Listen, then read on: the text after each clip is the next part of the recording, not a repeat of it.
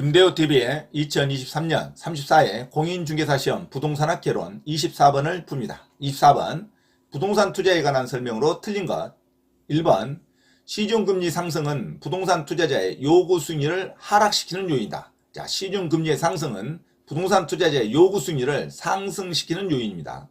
자, 2번 기대 수익률은 투자로 인해 기대되는 예상 수익과 예상 지출로부터 계산되는 수익률이다. 맞는 문장이죠. 2번 정의 레버리지 효과는 자기자본 수익률을 총자본 수익률보다 높을 때 발생한다. 맞는 문장이죠. 4번 요구 수익률은 투자에 대한 위험이 주어졌을 때 투자자가 대상 부동산에 자금을 투자하기 위해 충족되어야 할 최소한의 수익률이다. 맞는 문장이죠. 5번 부동산의 투자자는 담보대출과 전세를 통해 레버리지를 활용할 수 있다. 맞는 문장이죠. 자, 24번에 부동산 투자에 관한 설명으로 틀린 것. 아주 쉬운 문제가 나왔죠. 1번으로 기억하시기 바랍니다. 시중금리 상승은 부동산의 요구 수익률을 상승시키는 요인이지 하락시키는 요인이 아닙니다. 자, 레버리지 효과에 대한 기본적인 이론을 설명해 드립니다. 레버리지 효과는 지렛대 효과라고 하면서 총자본 수익률, 총자본 수익률은 총투자액에 대한 총자본 수익의 비율입니다. 차입 이자율과 부채 비율의 변화 모두 총자본 수익률에 영향을 미치지 않습니다. 차입 이자율과 부채 비율이 모두 변하더라도 총자본 수익률은 변하지 않습니다. 자, 여기에 자기자본 수익률, 레버리지 효과는 부채의 사용이 지분 수익률에 미치는 영향을 말합니다. 자, 부채를 이용할 경우 부채 비율의 증감이 자기자본 수익률에 미치는 효과를 말하고 부채를 사용하여 투자를 하게 되면 자기자본 수익률이 증가할 수 있죠. 부동산 투자자는 저당권과 전세권 제도를 통해 레버리지를 활용할 수 있습니다. 타인 자본의 이용으로 레버리지를 활용하면 위험성이 증가됩니다.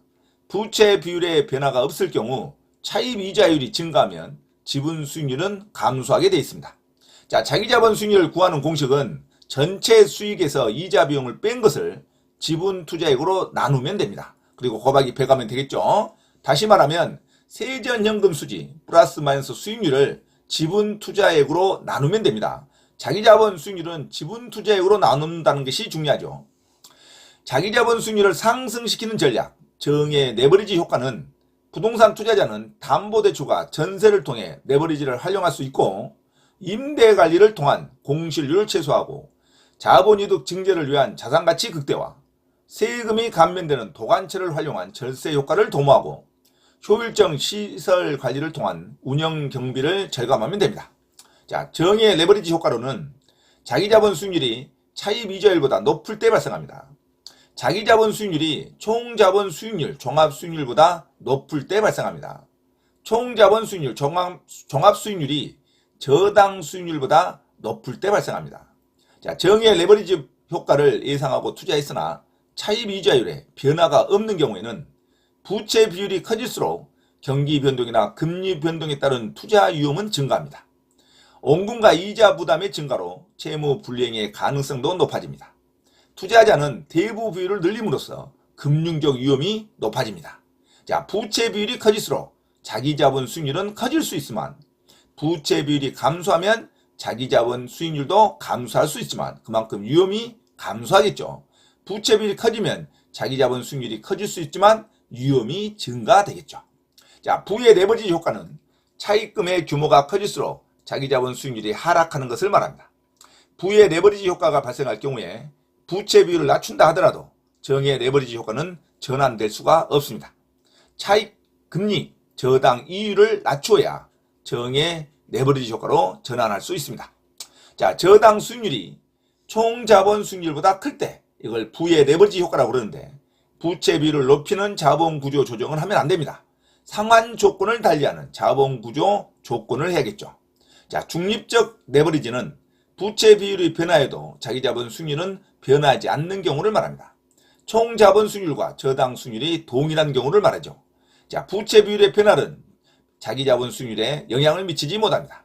부채 비율이 상승하더라도 자기자본 수익률은 변화가 없는 것을 중립적 레버리지라 그럽니다.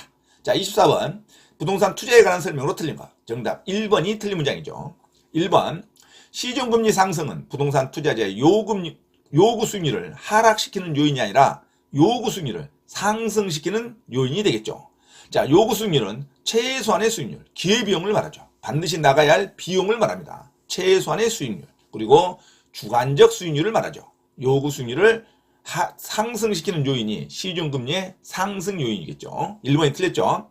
자, 시중금리 상승은 부동산 투자자의 요구 수익률을 하락시키는 게 아니라 상승시키는 요인을 말합니다. 1번이 정답이죠. 자, 2번 기대 수익률은 투자로 인해 기대되는 예상 수익과 예상 지출로부터 계산되는 수익률이다. 맞는 문장이죠.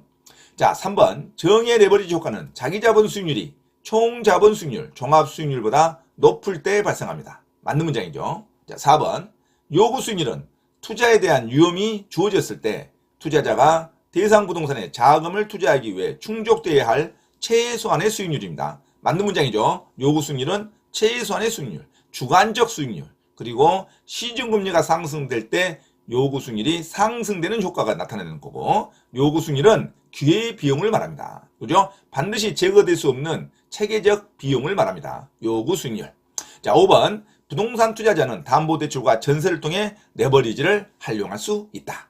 자, 이상. 자, 24번 부동산 투자에 대한 설명으로 틀린 것 정답 1번으로 기억하시기 바랍니다. 1번이 틀린 문장이죠. 시중금리가 상승되면 부동산 투자의 요구 수익률은 하락하는 게 아니라 상승시키는 요인으로 기억하시기 바랍니다. 자, 24번 정답 1번으로 기억하시기 바랍니다.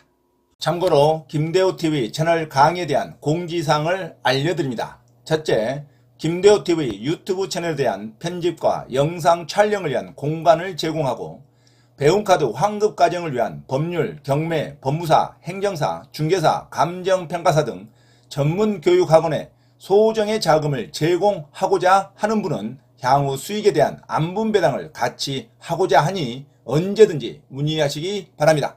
둘째, 김대호 교수 강의에서는 매주 3시간 경매 실전 투자반, 공인중개사 1차, 2차 합격반, 행정사, 법무사 1차 기출문제 풀이반 수업을 시작합니다.